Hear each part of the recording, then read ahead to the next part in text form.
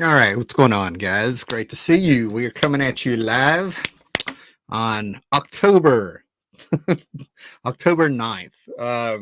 It's a Monday. It is raining outside. I actually got the day off and was working around the house over the weekend on the outside and had plans to go out and they got squashed. So I figured I would like come in here and spend it with you guys. Um, and we'll just talk about comics a little bit and a little topic here. And unless you've been living under a rock in present time, not you people in the future, it's two people that have been making a little bit of news, at least online, talking about comics.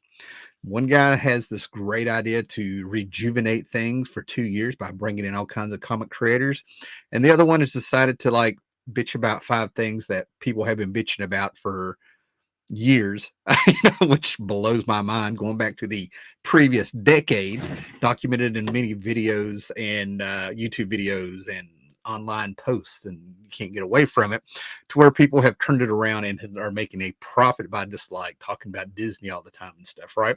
It's very cool observations of what's going on out there today. Um, Hey, Eric, Breen's here. I'm alive. Yes, Breen, I'm alive. Great to see you, Breen. Nice to see you. All right. So anyway, the thing about comics that is very cool is that you can get away from being online. You can get away from your friends or have life kind of take you away from a few things, and have things going on. And then you can just sit down and it's you and the comic book. You just sit here and you're just like revisiting an old friend sometimes, right? Or you catch up on your reading and things pop out, right? I've been reading quite a bit. I've been reading Micronauts. I have been reading an Isaac Asimov novel, right? I'm also reading some Halloween stuff, like some library little novellas for young adults, like Blair Witch and Suffer the Children of by with Friday 13th, Nightmare on Elm Street, things like that. And then I like jump online a little bit and I'm seeing what's going on out there. I'm watching some videos, catching up on a few things, listening to some radio dramas while I'm driving. And then I hear some people have opened their mouth and they got this great idea on here's what we need to do to save comics. I got this idea, at least to rejuvenate things, get people back.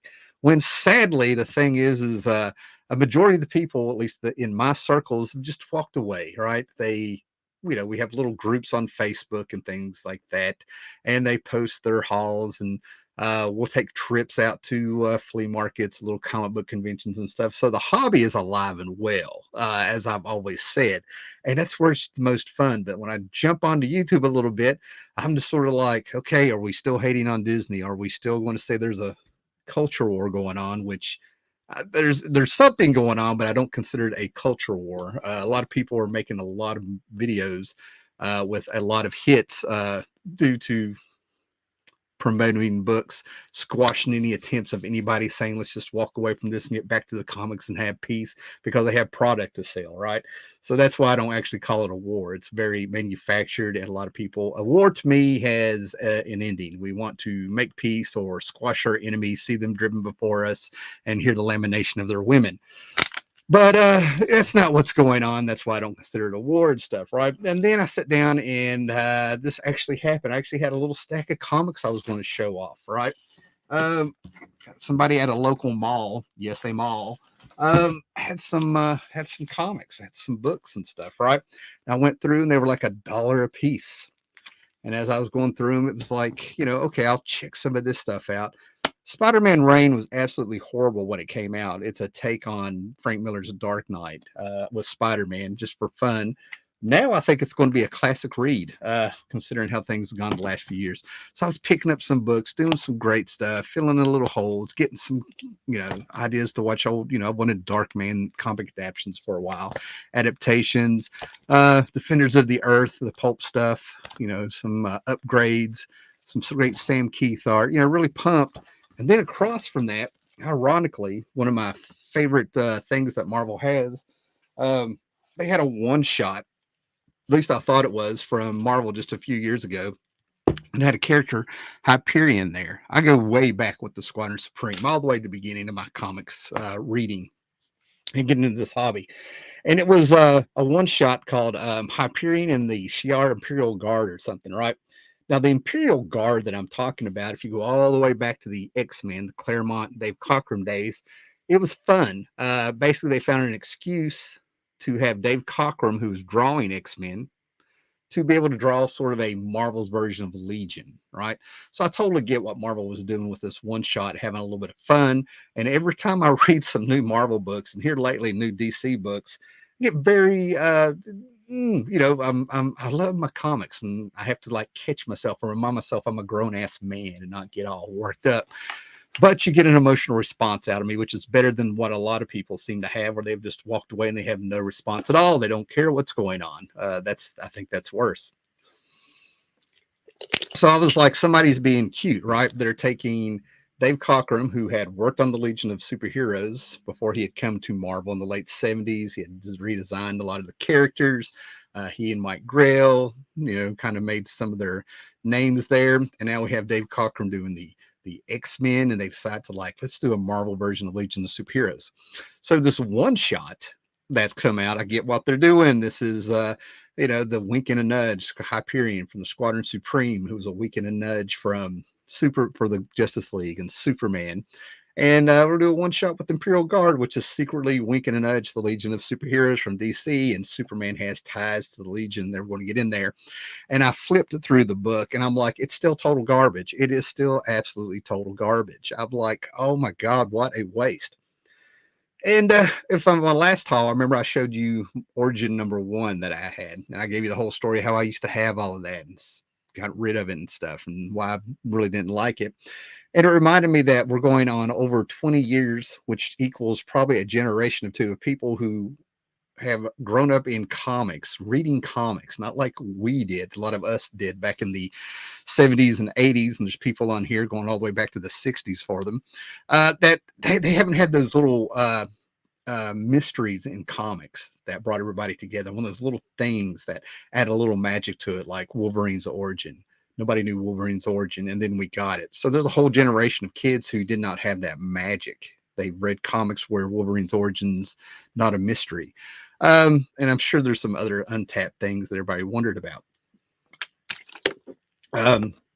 So some of that magic is gone and stuff, right? But it's one thing to have magic and originality and things like that. But it's another thing when you just have rehashed stuff that's out there for like this representation, which I actually don't see it as representation. If you read the Hyperion and the Imperial Guard, right in the middle of it, there's a scene that sticks out like a sore thumb. There would be nothing wrong with this scene if it was worked in there to be part of the story, but it's exploitive. To me, it's like Marvel's been on this thing about representation and things, and it just comes off as exploited to say that this is what it is, and the comics are inferior with story. There's no substance to them. You get something like Alan Moore with Providence and things like that. There's plenty of representation. Not only is there representation in there, if that's what you're really looking for, but it's story driven to begin with. It's not the main focus of the story. It's not thin. I can tell you the lead character is a gay man, and I can tell you all sorts of things about him, being which his sexuality does not make up his identity. There's a whole story here and things like that. But that's the experience of writing. The 49ers, another one is Top 10, the 49ers. If you go back and read that, the lead character is a gay man. Okay. And you just have to read it and see that these things can be done right if that's what you're looking for. See, that's the whole point. Topics and writing and imagination and structure and payoffs and things like that. They are important. They're not there. And we know this. People have talked about this forever. John C is here. RP is here. How you doing? Is he alive or just undead? Probably a little bit more undead. We'll see how we'll wake up tomorrow. Just ordered the Micronauts facsimile. I want to talk about that. I've been reading the Micronauts. I totally get it now. We have always been war with Wokasia. Yeah. So with reading this, they're still making garbage. I'm like, why do I do this to myself sometimes? There's all kinds of thoughts I've had because it's really hard to be able to have a comic book channel and be into this hobby and have topics to talk about and the community to spread out too. Where right now everything's hot and bothered and everything like that. Got a phone call there. Anyway, so it's so nice to be able to read these things and catch them on the reading and get escape from this. Yet we come back on here that I love and we jump on here, and there's very few channels that I feel like have some substance where they talk about comic books, and there's a ton of comic related channels where they are ignored and overseen, and they can talk about things intelligently. And then you get the bigger ones where it's all speculation and stuff. That's just the climate, the atmosphere, if you will, what's going on here. Oh, so stop time to being a dinosaur and time to get on these topics and talk about them, right? So what we have here, the first thing we're going to just jump in here finally and talk about is you have a guy named Mark Millar here. Let me see if I can get this to share correctly. You have Mark Millar, and this is older. I mean, I think this is over the summer. I heard him talking about this. It looks like he's been on some YouTube channels. Whose YouTube channels is this? Is it Thinking Critical, I think? Yeah, Thinking Critical. During an appearance on the Thinking Critical channel, Mark Millar confirmed his previously announced return to DC for a Superman story. And I'm going to tell you the difference between Gail Simone, in my opinion, and Mark Millar. Uh, quickly in his Superman, he's coming back to DC for a Superman story and quickly segued into positioning ideas that at least 20 comic book legends should return to both DC and Marvel to do the minimum 2-year runs in order to save the comic book industry. This is the gist. I'm not going to read everything, but he gets very Marvel centric here, right?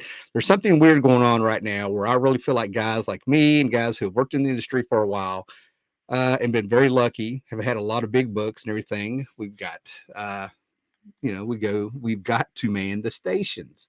He's talking about names, people who have, Mark Millar came in with, Grant Morrison doing a lot of stuff with him, like Aztec, um, his Swamp Thing run. Grant Morrison sort of led the way for him, brought him in, whatever their working situation was. And Mark Millar eventually went out on his own there, however that worked out.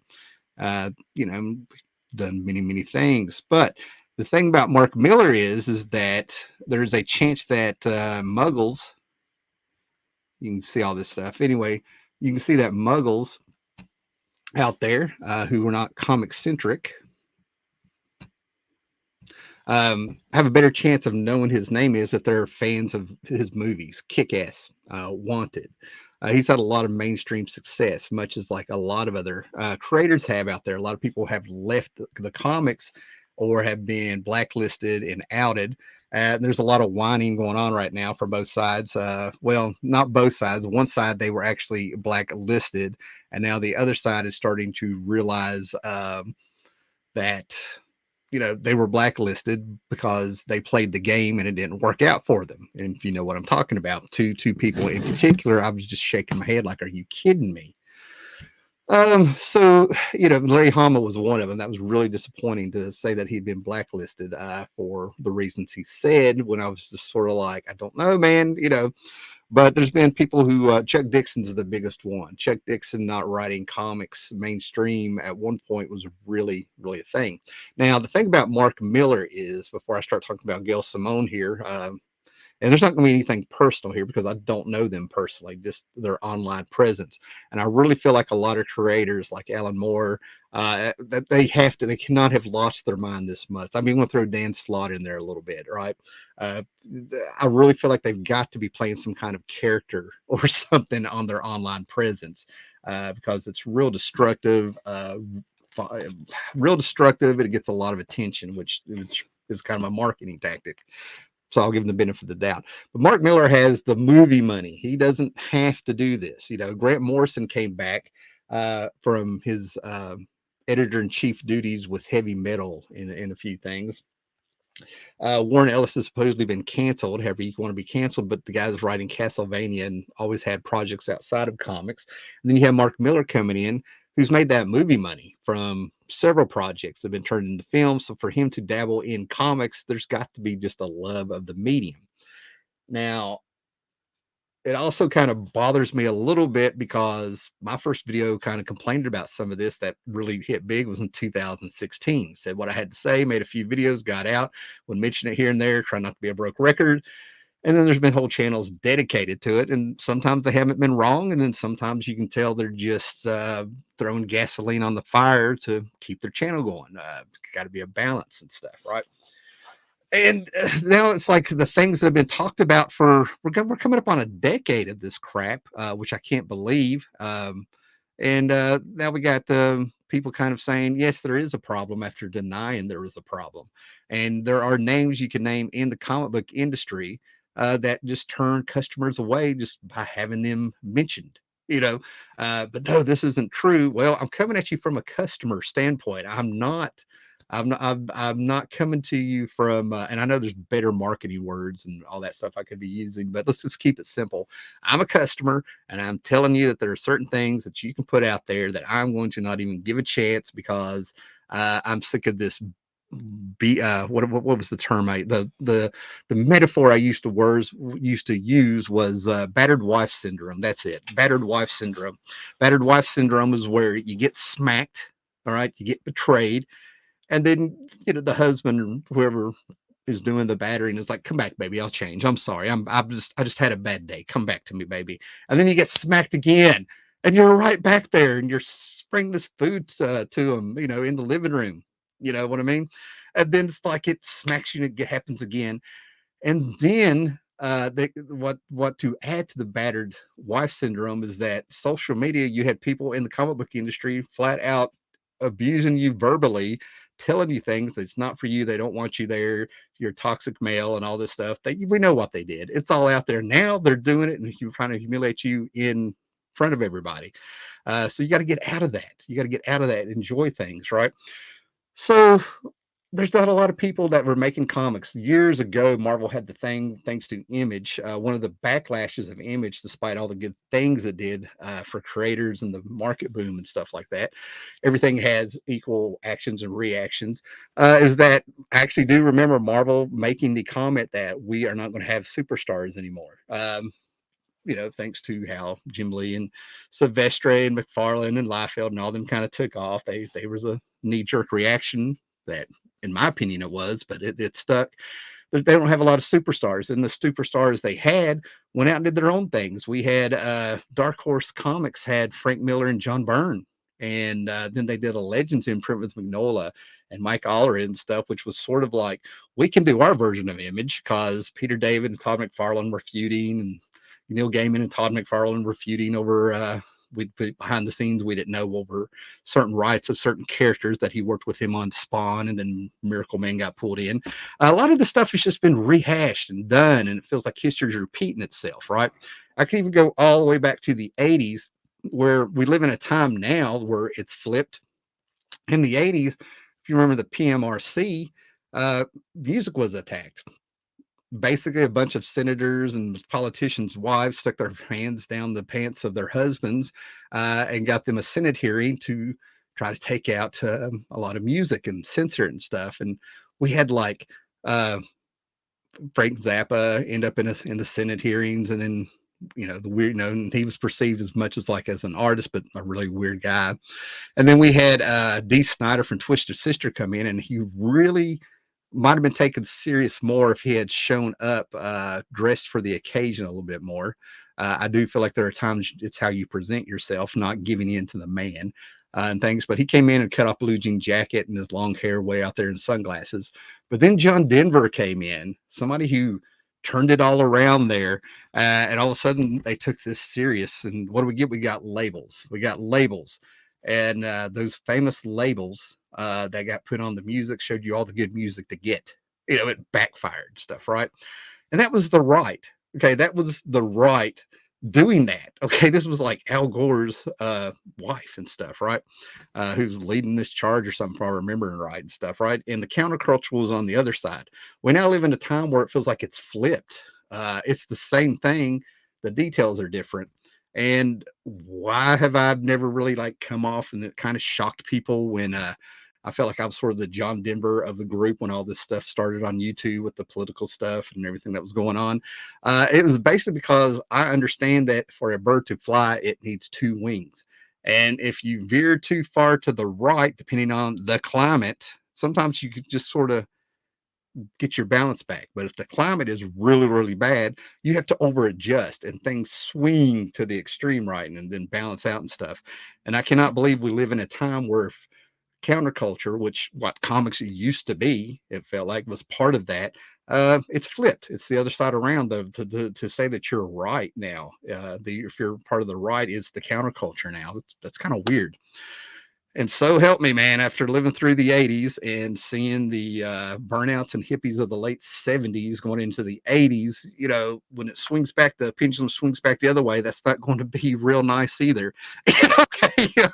You got to have the bird's got to fly with two wings. That's why it's called left and right. Okay. So, we're going to survive, but when things happen. So let me talk about Gail and then I'll bring this all together. All right. Let me check some. I see a lot of comments here.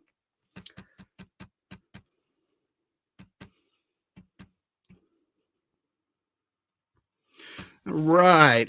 Morning, Tim. Manufactured culture wars, exactly. I sometimes watch those channels to check my blood pressure instead of reason criticism. They are angry and resentful and making a profit too. And that's why I think it's easy to find the people who are sincerely talking about the culture and then the people who are being overly dramatic and keeping it up. I can give you an example, but it's not like an attack on the channel, but it's there. Um, Comics Pro Secrets, Ethan Van Sciver. He's got some video where he's reacting to, oh my God, what's the guy's name? Bueller, Comics with Bueller. He's reacting to it, and there's a part in there, and I'm trying not to cherry pick the whole video, but there's a part in there where Bueller is like sort of talking about, I can't remember, uh, stepping away from all this stuff, maybe making it about comics. Maybe we'll just say that he was putting out an olive branch, right? And Skyver just freaking squashes that. Now, does he squash that because of what was done to him by his peers in comics? I feel like there's a little bit of that, but the biggest thing is that his whole channel is called, his whole channel and company and comics and imprint and brand, it's Comicsgate. You keep this stuff going. He keeps making videos. He keeps his legions of fans there, and then they buy the books on the side. No, he does not want the stuff to be squashed. So I'm kind of glad some people, and Gore is a great guy, man. Gore is fantastic. So I'm very glad there's people out here who hear what I'm saying about this. Okay. Manufactured or not, I find the culture wars to be a selling point for what I read. And there's nothing wrong with that.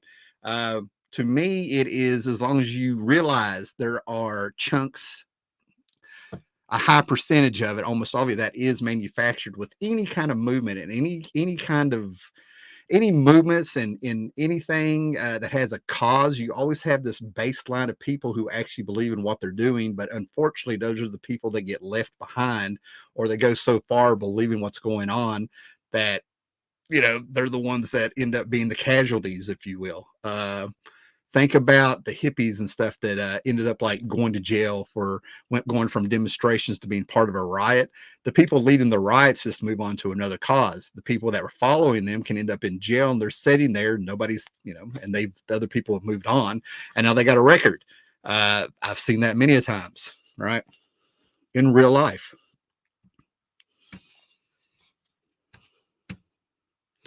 I just made a video uploading on Tim Sheraton's Alan Scott and DC in general with Wes this morning. Should be out tomorrow at aforementioned Thinking Critical. So check out Eric Breen. Check out this video, and it sounds like check out Thinking Critical. So I may check them out. That's fantastic there, Breen. Thanks for letting us know.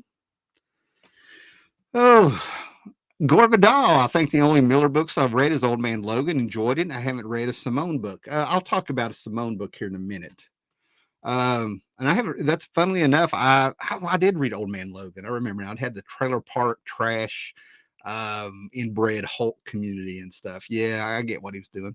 I know people like Larry Hama, but he's been a whiny bitch for years, just to be trying to stay in the good graces of comic book Twitter blue hairs. Yeah, and it's really sad. It's really sad. I don't know if it's job security or if he's really been done wrong, but with the way people have learned that they can get on Twitter and try to be, being a victim has been the cool thing, apparently. Just still you're a victim, and that's what you're supposed to be, and victim for life. I just don't get it. How can you write comics about empowering yourself? Not, you've been victimized, but you don't become a victim. This is probably where I can probably say all those 80 movies about the underdogs probably had an effect on me. You know what I mean? Hey, take us home, country road, Tim. That's right. I got some, I'm cool with John Denver. Not all the stuff, don't get me wrong, but he's got some great stuff. Now, let me see if I can share this right. Let me get rid of this. Now, before I bring up the Gail Simone stuff, let me be totally transparent. I do not have an opinion on Gail Simone personally. This is not a disclaimer, right? But I just really don't. We're so used to people talking very personal and going after these people and stuff, right? Now, am I going to say some harsh things? Yes, but do I wish ill will anybody? No, But at the same time, behavior and the person are two different things. So maybe I'm talking more about the behavior. We are not defined by behavior. We can control behavior. We are who we are. So anyway, I had to give Gail Simone's work a chance because one of the most ridiculous things I have ever seen, and I think this came out in the 90s. I can't believe it's been that long. And I've said this before on the channel, right? But she really got her name out there with her website where they went through all these comics and were bringing up all kinds of things called women in refrigerators. Because basically there was a comic book where Kyle Rayner's girlfriend was killed and stuffed into a refrigerator, um, by Major Force. And how by God she got on there, it was like, women are treated. There's a lot of stuff going on in comics where the terrible things happen to women, and it moves the man's story along and all this stuff. And I'm just sort of like, yes, yes, there is. There's a lot of things that are bad that happen to women and men and children in comics because those are bad guys. And comic books, they fight bad guys and evil and morality stories. And there's things that are happening in the real world to a lot of people that are horrible. But I thought that this is why it got in my nerves. Trying you dismiss everybody else because you want to focus on this. So what is your real intention there? You know what I'm saying? Don't tell me it's to like point out things with women, and just being a woman does not equal being victimized. I don't care if that sets people off on that one. No, it does not equal you're a victim, right? So what really killed me is that like I actually would have discussions, and the discussions, this is pre YouTube and all this stuff, right? But I would end up having discussions where I'm pretty level headed. I think we're just having a discussion. We're just talking. It's not that big a deal. And then I would bring up things like Daredevil. Okay, let's take Daredevil. Terrible things have happened to him, right? Blinded as a child, poor, getting beat up in Hell's Kitchen, single dad in the 50s and 60s, if you go by, we'll say when the comic came out and stuff, then blinded by radiation, then beat to death by a stick. You know what I mean? The mind games of the women, then had Kingpin come in, take everything away from him, just to find out that his mom is alive and is a nun. His ex-girlfriend's an adult star, if you will, hooked on junk, the black tar and the white horses and all this stuff. And he has another girlfriend that is an assassin and has come back and forth to life a bunch of times, right? Yeah. Actual characters. One of the great things about writing is to make great writing, you have one or two things. They want something, or and or slash and or whatever and slash or, then you put your characters through hell. So if you want great stories that hook people and get them reading, you put your characters through hell. And the times and the generations, we change as a society every decade. so, so in the 60s, you had poor little Mr. Peter Parker taking his little pictures for the Daily Bugle, having his life as Spider-Man, tearing him up. Basically, he's Archie with Betty and Veronica, with Mary Jane and Gwen Stacy. And when he tries to ask other girls out and stuff, they want to go do something like a Broadway show. And he's like, how about a walk through Central Park and we split a popsicle? Meanwhile, we move back and forth and forward, and it was always Aunt May about to die, and he had to get his medicine to her and stuff, right? Terrible things happen to a lot of people. Bruce Wayne traumatized as a child. Superman, his entire planet, and everything that he was supposed to be blown up, and he's shot in a experimental rocket through space to crash land on Earth, and who knows who's going to get a hold of him, right? And I'm not, and I'm being very careful here because if I start getting into like indie comics and some other comics and stuff, I want to really go on a rant and push the boundaries of what YouTube's want to catch me saying and stuff, right? So yes, horrible things happen to everybody. So that really just bothers me when you have somebody being like, I want to get comics. Then we fast forward years later. She is off of Batgirl, and she rings all the right bells and whistles, and all of a sudden DC is attacked by Twitter followers and everything because she's a woman and she needs to not be taken off of Batgirl and stuff like that. And she ended up keeping her job. I saw that happen. I actually was a little bit more involved in Twitter then, and was like, "Holy crap! I can't believe what I'm seeing." So with that said, that's my full transparency. And for Gore Vidal, I have read several things by Gail Simone. The only thing that I actually stuck with, and which is her best work in my opinion, because she is writing comics now, I believe, is Secret Six. Now, all of a sudden, something dawned on me because in the '80s, I read about the first 15 or 20 issues of Suicide Squad by John Ostrander before they weren't on the stands anymore where I lived. They just weren't there. I don't know what happened to them. I looked up getting the Justice League Suicide Squad crossover and things like that.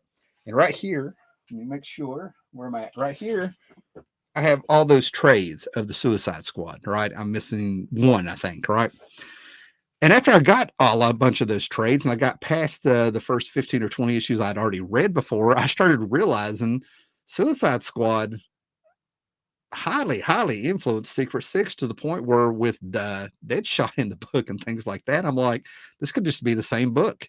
But to Gail Simone's credit, she does say that John Ostrander had a big influence on her, and who else? Mike Grail, because she ended up doing something, and she had Rob Liefeld come on, or somebody had him come on, and they did 2 issues of something together or something.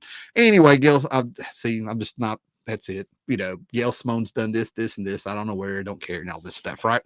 But the shine really wore off quick. But she's highly active on Twitter, and that's where I think she keeps a lot of her fan base, right? So let's share the screen here and talk about her 5 pet peeves. Now, I'm just going to go ahead and get to the point. I was going to skip ahead, just wait till the end of this and stuff. But Gail Simone, I don't know what her financial situation is. I don't care, but I do remember on Twitter she was always taking trips. She was always traveling.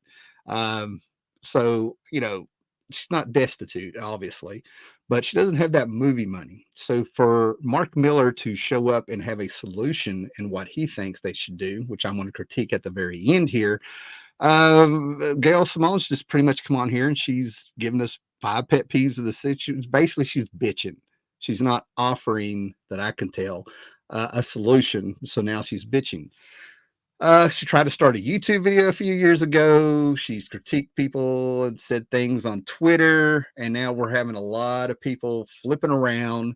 And I feel like it's because of job security with what's going on. Ageism, people aging out, and they're yelling victim, or they're trying to act like they're on the other side with our side.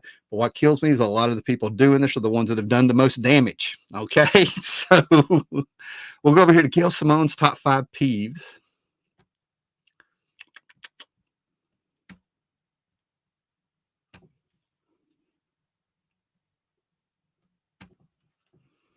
Sorry, guys, I'm doing this by myself. I do not have a crew, nor do I have an editing crew. There we are. There she is, right? I'm surprised she doesn't have a picture of herself with Kelly Sue DeConnick. Oh, Kelly Sue DeConnick, good God. Anyway, Gail Simone's top 5 peeves of comics offer a stern warning to a failing industry, right? Things we've been saying for years. Look at this. They mentioned Mark Millar again and stuff, right? So anyway, we go down here to the list. Okay, so apparently she did this on Twitter. Okay, not making sure veteran pros have work if they want it, not respecting the stories that came before, not allowing the artist room to contribute, price point, lack of distribution options. Okay, so let's go on this first one. Not not making sure veteran pros have work if they want it. So a lot of what's going on now with the mediocre comics. I'm not saying I disagree with a lot of this. I think a lot of my becomings of this, my opinions of this is her motivations, which I cannot read her mind, so I don't know. But it's you know, when you saw all the stuff that she's done online over the years, you can't help but be that way. Maybe I'm jaded, maybe I'm cynical. I don't know. But anyway, not making sure veteran pros have work if they want it, right?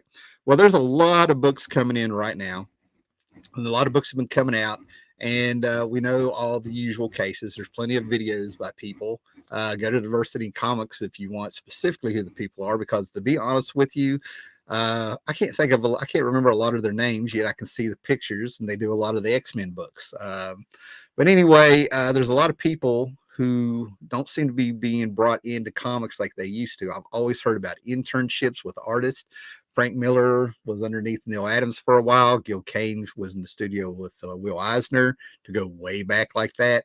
And make sure veteran pros don't have a work. Now, I have to say this, for as long as Gail Simone has been in this company, been working in comics, does she consider herself a veteran pro? Is this job security?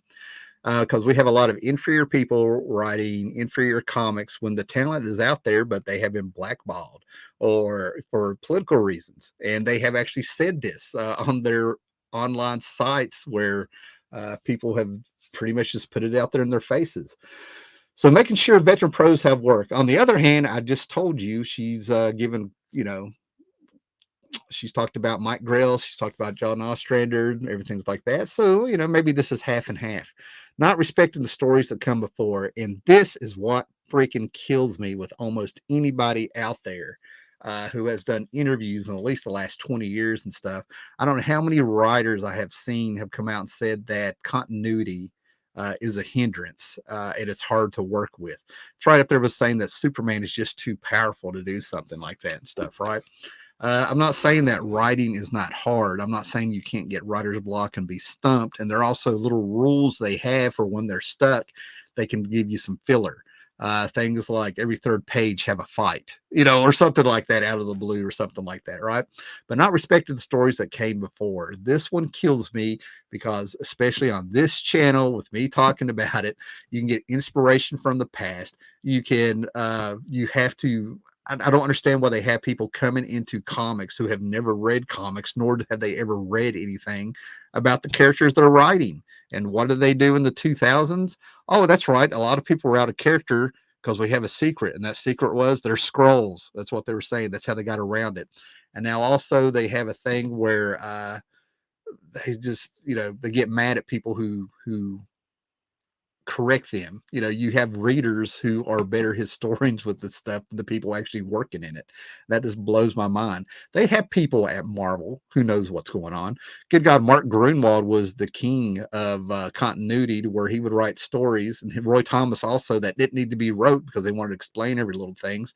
And you had the no prize. The no prize was where you could write in, yes, you can say there's something wrong with the continuity here, but you give a solution. And if you got it, you got a no prize. You got an empty envelope mailed to you.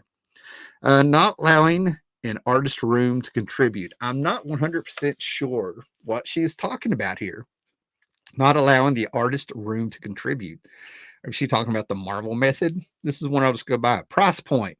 Again, this is what everybody has been saying for years, the price of comics. When they have come out with these books that were $9.99, like a Deadpool book or something like that, I remember a few people saying, don't buy this. It's a test. If Marvel and all these guys can see that people will buy this for this price, they'll keep doing it. And there's been many, many books that are just ridiculously priced, especially with this decompressed storytelling. What am I reading right now? Let me look around here. I'm trying to think what I read last night. It's right on the tip of my tongue. Oh my God. Well, like Micronauts and the Squadron Supreme I'm going to show. If you go back to older books, these books were designed to be read monthly. So they had a lot of stuff packed in them, right?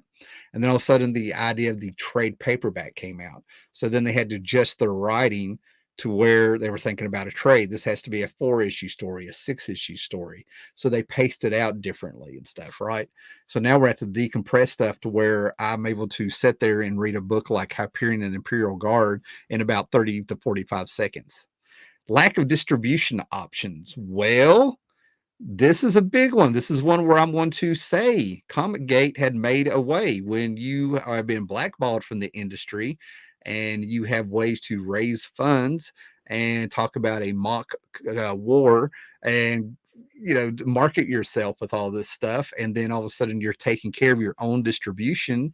What is it, Eric July with Awesome? I mean, I have a video years ago where I was really excited about some of the Kickstarter stuff I was finding, saying that this could have been the future of comics that's coming, and it's not going to happen overnight.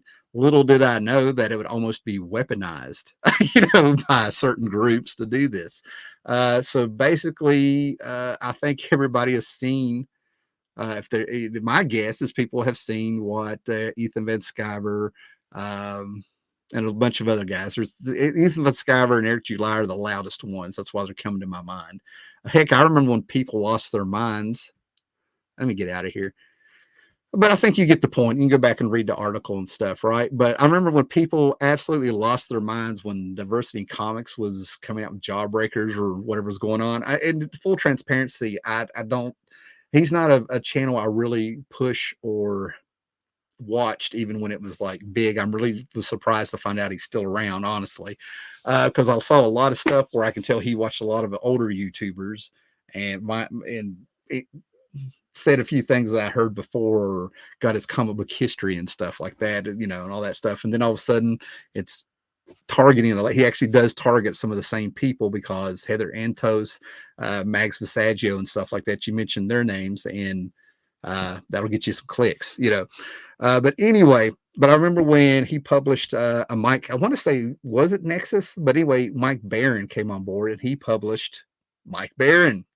Probably as a backup feature or something. I don't remember what it was. And I remember seeing quite a few people really upset. Like, I don't know what to think. I don't know what to do. I can't remember that. Like, it's like that. It's like all of a sudden they didn't know what to do because they were Nexus fans and things like that going for decades, right? If you read Nexus, it's pro capital punishment. It's got a character that looks like Ross Perot that's ridiculous and stuff, right? Uh, one of the things that killed me is people were like, comics have always been political, but they weren't so much biased. They were balanced, right? They might have gone a little bit more to the left, a little bit more to the right, but you could read them and you could think. They could make you think.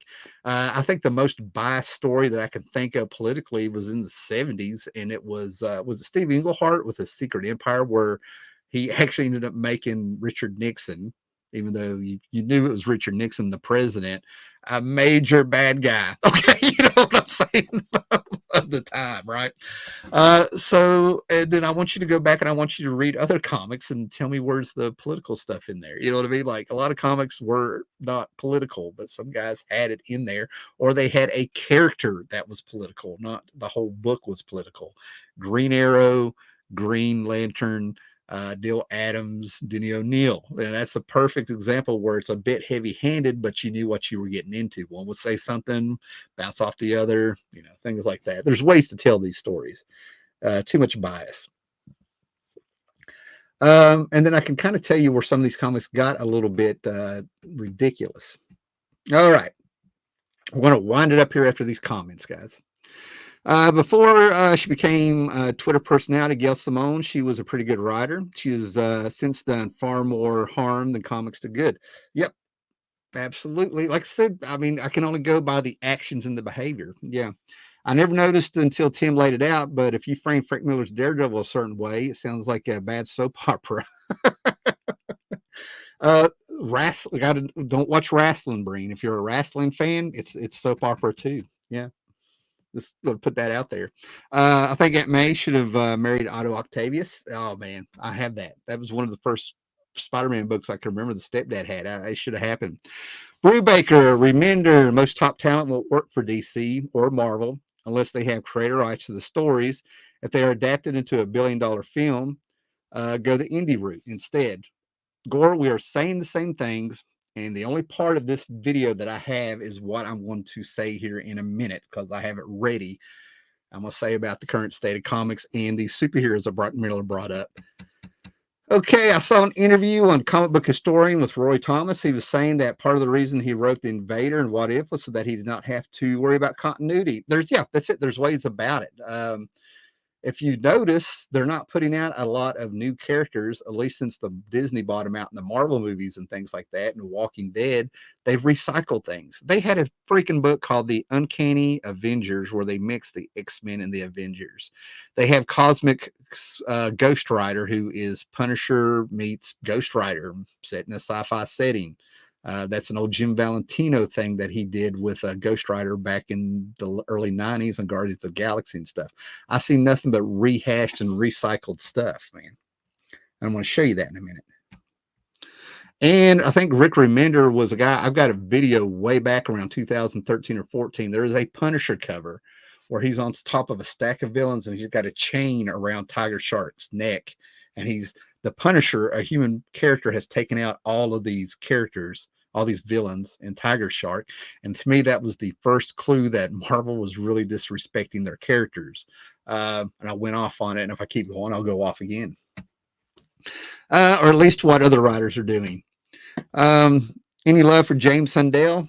I know the name, but I can't think of any work that's coming to mind right now, but I know I have some of his stuff, and I'm having this reaction to where there's no bad feelings coming up. Usually 62 Left Blues, I can pop right up, but I can actually see his name. Oh God, I can see his name. I can actually see his name credited with the book, and it's just not coming to me, man.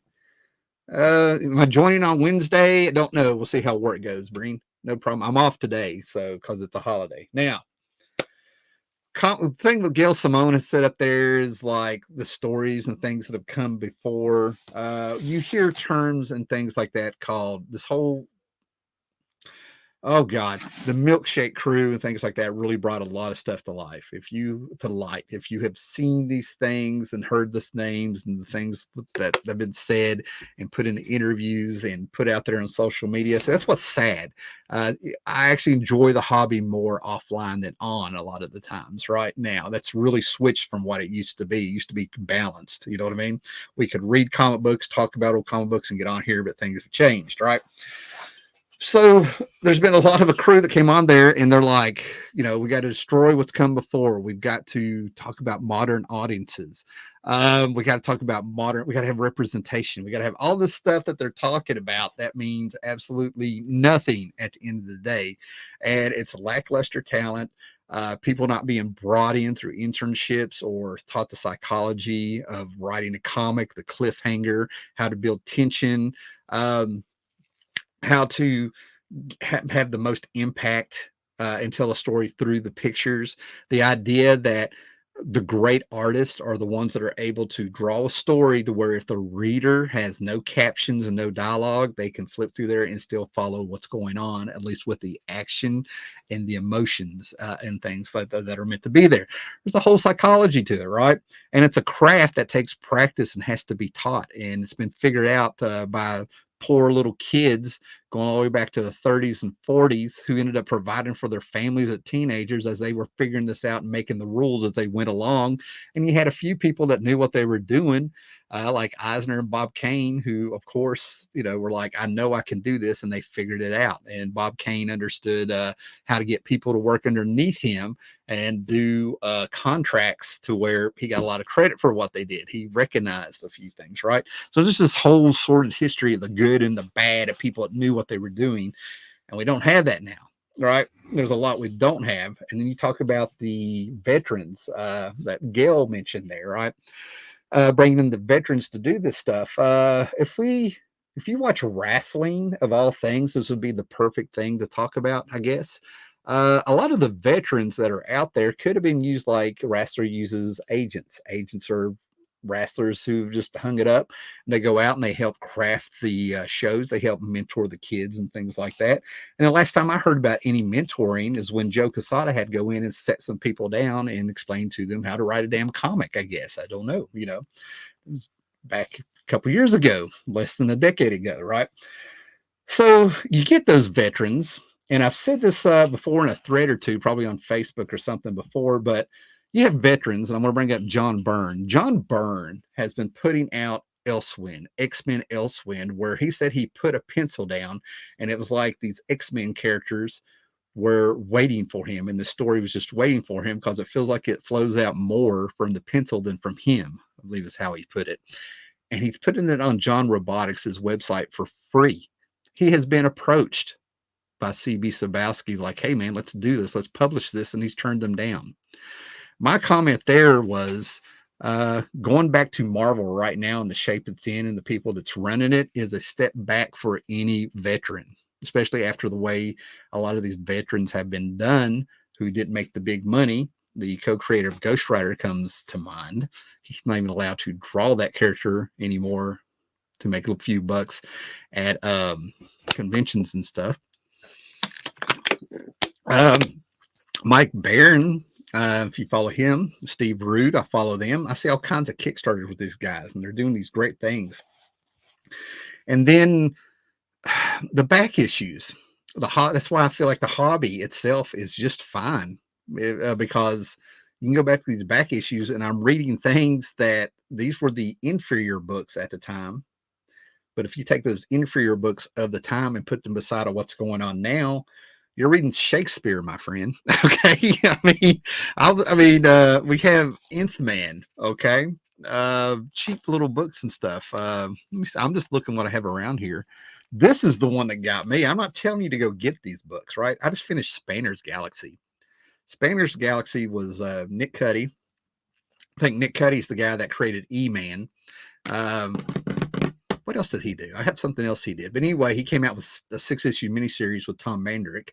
That was phenomenal, but each issue was like a movie on itself. It was 6 issues, and that one issue is packed so full of stuff, it would do you for the next month, right? Anyway, Silverblade, Gene Colan doing some of his best artwork, and Carrie Bates. Of course, you got the bigger ones and stuff, right? I can look around, and you got the classics and stuff. And I'm not saying they're all winners, but I have a bigger appreciation for a lot of the stuff I ignored back in the day, right?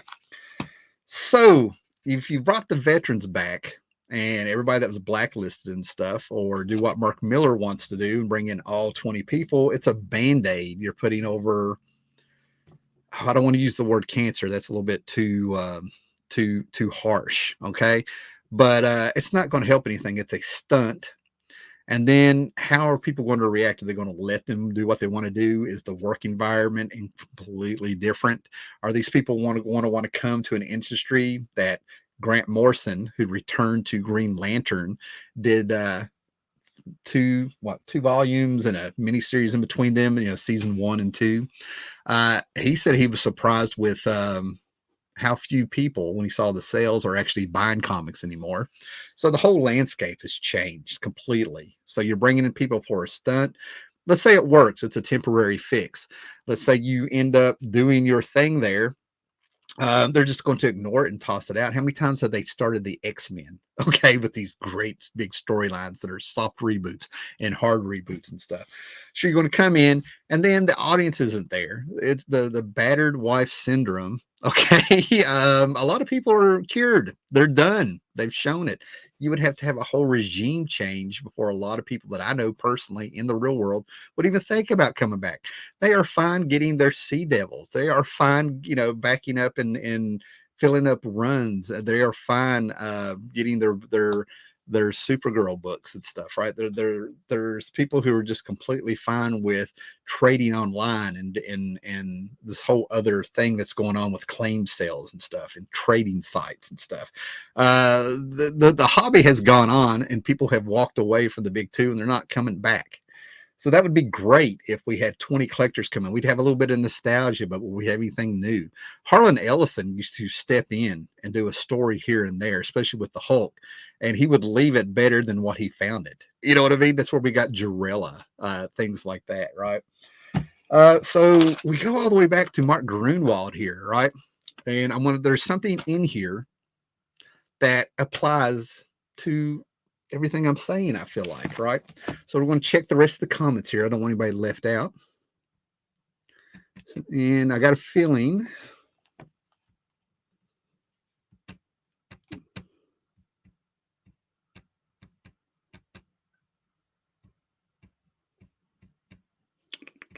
they're loading now, guys. Sorry. Here we go. All right. It would be better for the bottom line of the comic industry, the audience they cover actually existed. Yeah, there's no that audience does. There's no such thing as a modern audience. The covet. Got you, man. I know what you're saying. Wrestling analogy. Gail Simone's trying to do a face turn. Nice. Bottom line it right there, Breen. Nick Cuddy was a girl. What? No, I saw a picture of him. Unfortunately, the skivers and neurotic of YouTubes would, instead of reasonably arguing against the Simones of the world, make matters worse for the superhero genre with hysterical vitriol. Yep, I can see that. And you're not wrong. Not wrong at all. Right. So anyway, I think if a lot of comic veterans come back with the options of what's going on and now being part of counterculture, what really is counterculture now that it flipped or whatever, even business wise, they may get a bigger chunk, whatever's going on out there. Right. There's a lot of things that they can do. Right. And there's some people hungry for comics. Yet they're not willing to take a chance on all this ridiculous stuff that's going on at Marvel and DC, right? So anyway, we're going to go all the way to Squadron Supreme. I read that this was my Watchmen. When I was 12, there was no comic book shop, but Squadron Supreme was on the rack. So in the 80s, up until about 88, I think, 88, this was my Watchmen, all 12 issues of this fantastic series by Mark Grunwald that everybody should read, right? Because a lot of it's just amazing, right? So basically what's happened is that the Squadron Supreme, after the United States has just been demolished more or less, right? People are starving and the government's failed, and Nighthawk, who's actually Bruce Wayne with Marvel, if you will, is actually president. And the Squadron Supreme, who is the Justice League, has decided they are going to take over for about a year, make America better, and then hand it back to the government, do this Utopia program, right? And that's while they're doing it, they were just stomping all over the Constitution because of good intentions. Okay. They even had behavior modification, and Nighthawk ended up getting the villains, the guys who are supposed to be the villains. They're loosely based on some Batman villains and the Outsiders. He gets them together, and they infiltrate in the Squadron Supreme, and there's this big battle at the end, right? So you have Batman and Superman basically talking about what they were doing, what the Squadron Supreme was doing with America. But it also, I think, counts for comics today. Let's leave morality out of this for the moment because they thought they were highly the moral superior here. The Squadron Supreme did. They took that word supreme to heart, if you will, right? Let's leave morality out of this for a moment. You want to know what's the biggest argument against what you and the Squadron tried to do? It's that you created a utopia that needs you to constantly maintain it. All of the things you've given the world, behavior modification, gun control, abolishment of the militia, hibernacles. People will hibernate. They couldn't cure them, so they would freeze them. All those things only work for the good of society as long as you are basically good and good intention, and you are the people that are oversee them. But what happens when you're gone? Can future generations be trusted to use what you created as nobly as you did? I think not. Your utopia system is a failure because it requires beings as powerful and as good as you to prevent it to not be abused. Um, and that's what they've done. That's what's happened. We're on both sides of that right now, right? A lot of the people who had the ship straight, who understood what the job was, had a love of these comics and stuff like that, they passed away or they got pushed out or whatever, right? And now we have people who come in who are politically biased, and they are not morally superior. They are just morally convinced that they're right, which is much more dangerous, and you can't talk to them and stuff, right? Which is why a lot of people have scattered if they were even given a choice to still be there. And the other thing that's going on is, and it's obvious to me, but a lot of job security and things that were going on. A lot of people, and I'm not the only one to catch on to this. I think with life experience, and also with being involved with this stuff for so long, the cause is mute. It's still doing damage. It's going to do damage. It's a little bit unpredictable if this is ever going to turn around. Um, I have my feelings of what's going to happen, but the thing is that you really got to believe in what you're doing. And there's a lot of people saying things and agreeing things and playing a part in an act uh, that don't believe what all this crap that they're saying and all this crap that they're doing. Um, you know, so some people have made hostages of themselves, which is just horrible. Some people have burned bridges on their own. Um, and that's where you're seeing a lot of this whining coming from, uh, and trying to play the victim and trying to do, as Eric Breen put with his wrestling analogy perfectly, they're trying to do a face turn and stuff, right? I'm all about second chances for people and stuff, but I'm also more about put out a good product, let me read it. Okay. I will be forgiven. I don't care about a lot of the stuff. A lot of the stuff has been toxic to comic books in it, and I've, I've, I'm a human. Sometimes I really, I love the comic book history, but I'm going to go ahead and tell you, I do like the story of how some thugs, some potential mafia people, had walked into to the comic book studio in the 40s and did a shakedown saying they wanted protection money. And Jack Kirby stood up and walked across the room and got in their faces and said, "Get out of here! Just get out of here!" You know. Um, so yeah, I like some of those dramatic stories. I love a lot of that behind the scenes stuff, but the stuff that's going on now is just a bunch of how can I say this? It's got to be really weird to have people have power or think they have power, um, who are just horrible. You know what I mean? At what they're doing and stuff, right? They can't cut it with their abilities, so they are making things to where people who do have the ability do not have the advantage. We'll put it there. Well, I could put this a whole lot more harsher, but that's not what I'm about. So, guys, we've hung out roughly an hour. It's been great. What is this? I may just be RP. I may just be going mad. Yeah, we're all mad. We're all going mad. Who's ready for story time with Ada? I mean, Howler Mouse. With that, I got you. All right, guys. So thanks for hanging out with me. I hope you have a great Monday. If you have the day off, enjoy it. It's probably gonna be raining until about 4 o'clock here, Eastern Standard Time. Then I'm gonna be outside working and stuff, man. So I'm gonna work on this comic book room, get some more of these boxes put up, and everybody be excellent to each other. Later.